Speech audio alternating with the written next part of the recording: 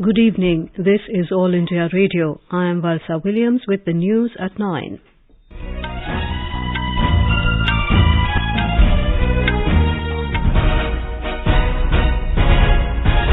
The headlines.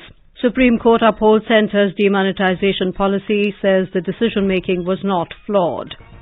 Prime Minister Narendra Modi underlines the need for widening the scope of research on modern Indian history to create better awareness about India's past. 5-day-long Indian Science Congress to begin in Nagpur from tomorrow. Prime Minister Narendra Modi to address the event through video conferencing. External Affairs Minister Dr. Jaishankar says the effects of Russia-Ukraine conflict on fuel, food and fertilizers is a growing concern for the global south. Railways register 71% increase in earnings in passenger segment. Cold wave over North India continues unabated. Many states extend winter holidays. And in under-19 women's cricket, India beats South Africa by 4 wickets in the 4th T20 at Pretoria. The Supreme Court has upheld the Centre's 2016 decision to demonetize currency notes of 500 and 1,000 rupee denominations. A five-judge Constitution bench dismissed a batch of petitions challenging the Centre's decision of demonetization. The 5-judge Constitution bench, headed by Justice S.A. Nazir, said the decision, being the executive's economic policy, cannot be reversed. Reading out the majority judgment, Justice B.R. Gavai said the Centre's decision-making process cannot be flawed as there was a consultation between the Reserve Bank of India and the Union Government. The 5-judge bench, comprising Justices S. Abdul Nazir, B.R. Gavai, A.S. Bopanna, V. Ramasubramanian and B.V. Nagaratna, was hearing the batch of 58 petitions challenging the Centre's decision. However, Justice Nagaratna differed from the majority judgment on the point of the Centre's powers under Section 26(2) of the RBI Act.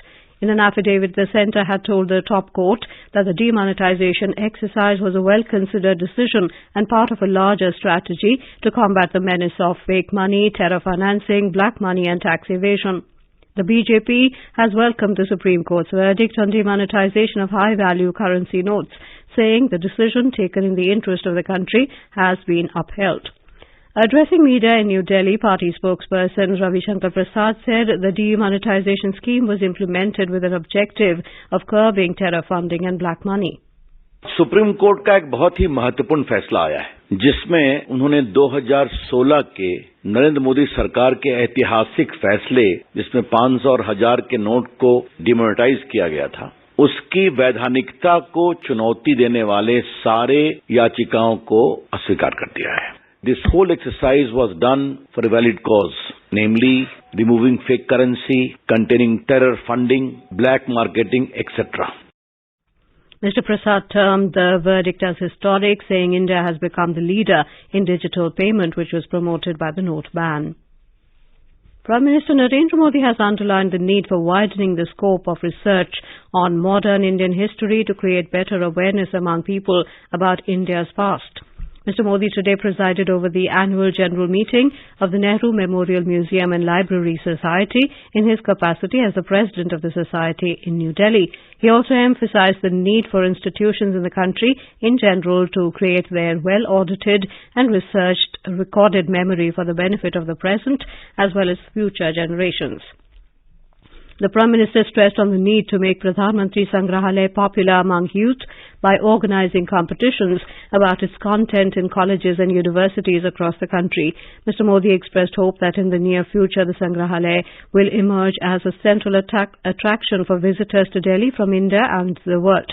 On account of the upcoming 200th birth anniversary of Swami Dayanand Saraswati, the Prime Minister called upon academic and cultural institutions to produce research about his contributions as well as about the Arya Samaj, which is going to complete 150 years of its existence in 2025. The 108th Indian Science Conference is starting tomorrow at Rashtrasant Tukaroji Maharaj University in Nagpur. Prime Minister Narendra Modi will address the event at 10:30 a.m. tomorrow through video conferencing. More from our correspondent. Rashtrasant Tukaroji Maharaj Nagpur University, which will organize 108th Indian Science Congress, which is to be inaugurated by Prime Minister Narendra Modi. The focal theme of this year's Indian Science Congress is Science and Technology for Sustainable Development with Women Empowerment. The 5-day conference will brainstorm ideas to provide education and research opportunities for women in science, technology, engineering and mathematics. This exhibition will showcase the significant contributions of Indian science and technology. Dhananjay Wankhede, AIR News, Nagpur. External Affairs Minister Dr. S. Jaishankar today said that Prime Minister Narendra Modi has been in contact with the leaders of Russia and Ukraine, pressing them to return to dialogue and diplomacy, as a prolonged conflict will not serve the interests of any party. Dr. Jaishankar made the remarks while delivering a joint press statement after holding talks with his Austrian counterpart, Alexander Schallenberg, in Vienna. With regard to the Ukraine conflict, let me underline that India remains deeply concerned. We sincerely believe that this is not the era of war. Differences must be settled on the negotiating table. It is imperative that there is a return to dialogue and diplomacy. Prolonged conflict will not serve the interests of any party. My Prime Minister has been in contact with the leaders of both nations, pressing our point of view in that regard. Dr. S. Jaishankar said there is a growing concern for the Global South about the knock-on effects of the conflict in terms of accessibility and affordability of fuel, food and fertilizers. He said during his talks with his Austrian counterpart, they spoke on the threats to international peace and security that are posed by terrorism, including its cross-border practices, violent extremism, radicalization and fundamentalism. The minister said during his visit, India and Austria inked a number of agreements.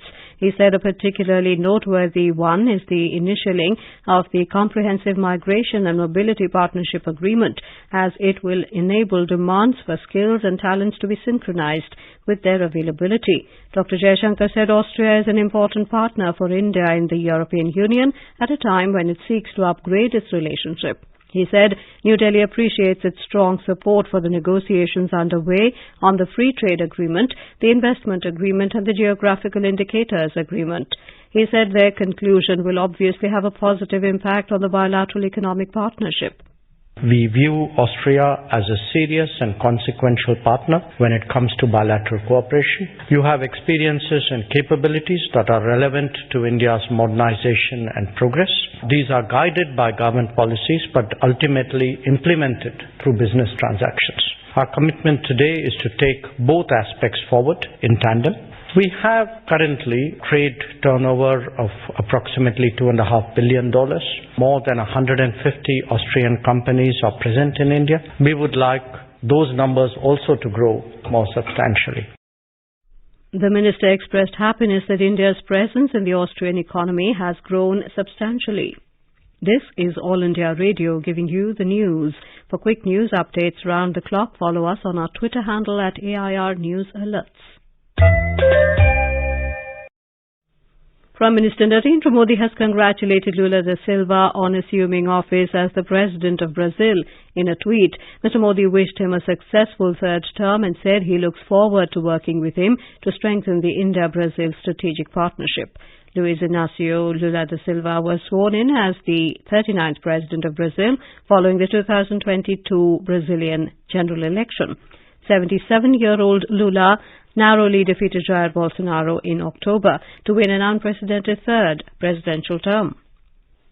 Minister of State for Information and Broadcasting Dr. L. Murugan today reiterated that the government will not meddle with freedom enjoyed by the media. He said it is the bounden duty of the media to ensure that authentic news reached the public.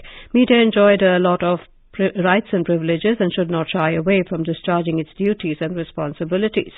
The minister was addressing students of the Indian Institute of Mass Communication in Kottayam today.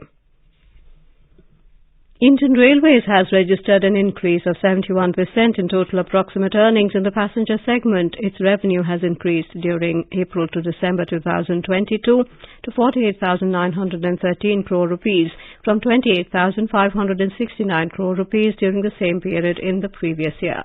The revenue generated from the reserved passenger segment during the period 1st April to 31st December 2022 is 38,483 crore rupees as compared to 26,400 crores during the same period in the previous year, showing an increase of 46%. The revenue generated from the unreserved passenger segment during the period 1st April to 31st December 2022 is 10,430 crore rupees as compared to 2,169 crores during the same period the previous year, showing an increase of 381%.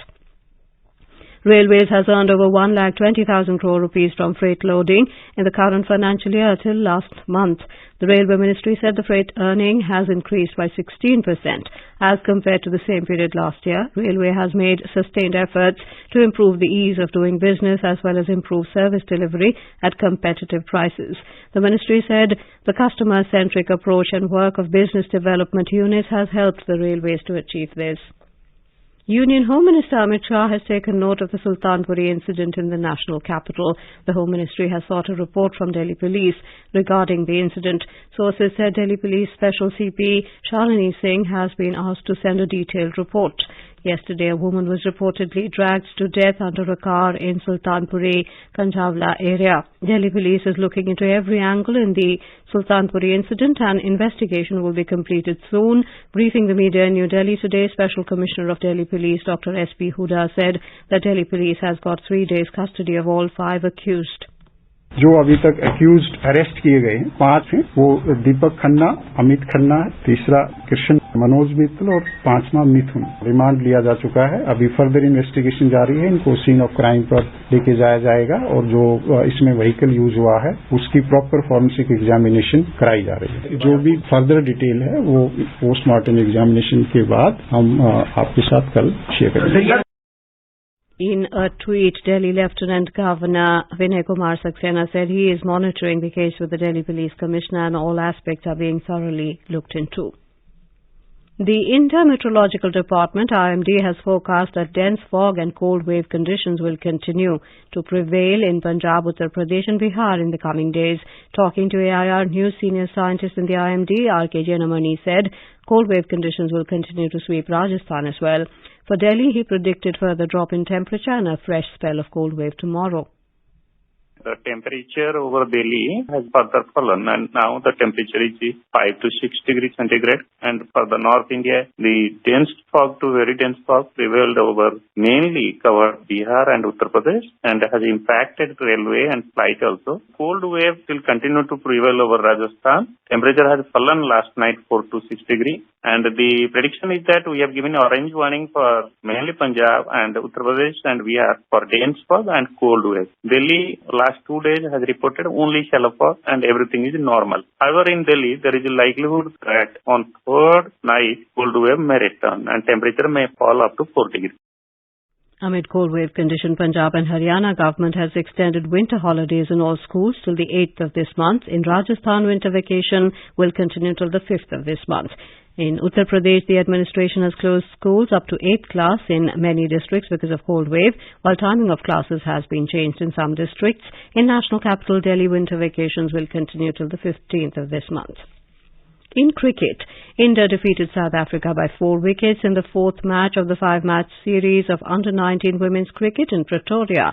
India achieved the target of 87 runs in 14.4 overs, losing 6 wickets. Earlier, the hosts won the toss, elected to bat and scored 86 runs on 9 wickets. In the stipulated 20 overs, India women are now leading the series 2-0. India under-19 women won the first match by 54 runs, while the next 2 matches were abandoned due to rain. And now, before we end the bulletin, the headlines once again. Supreme Court upholds Centre's demonetisation policy, says the decision-making was not flawed. Prime Minister Narendra Modi underlines the need for widening the scope of research on modern Indian history to create better awareness about India's past. 5-day-long Indian Science Congress to begin in Nagpur from tomorrow. Prime Minister Narendra Modi to address the event through video conferencing.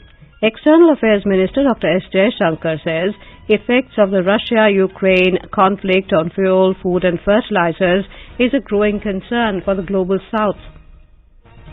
Railways registered 71% increase in earnings in passenger segment. cold wave over North India continues unabated. Many states extend winter holidays. And in under-19 women's cricket, India beats South Africa by 4 wickets in the 4th T20 at Pretoria. And that is all in the news at 9. Good night.